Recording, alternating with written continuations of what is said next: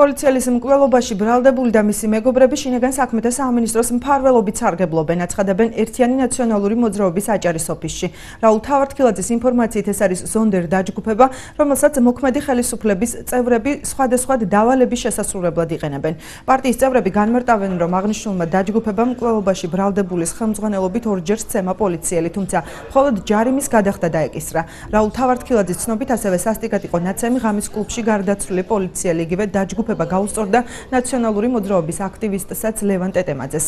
ოპოზიციონერები სამართალდამცავ ორგანოებს დანაშაულის დროული და ობიექტური გამოძიებისა და მოქალაქეების კრიმინალური დაჯგუფებებისგან დაცვისკენ მოუწოდებენ.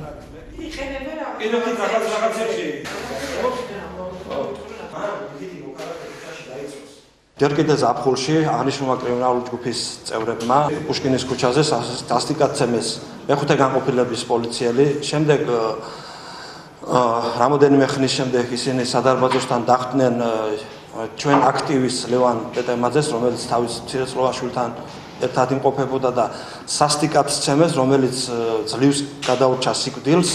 ამის შემდეგ კიდე რამოდენიმე ხნის შემდეგ მათ თბილისიდან დასასვენებლად ჩამოსული პოლიციელი ცემეს და ეს აი ამ ყველაფრიდან გამომდინარე ისინი 2000 ლარის ეს პიროვნება და მასთან თანხლები პირები 2000 ლარის სანაცვლოდ იქნენ გათავისუფლებული.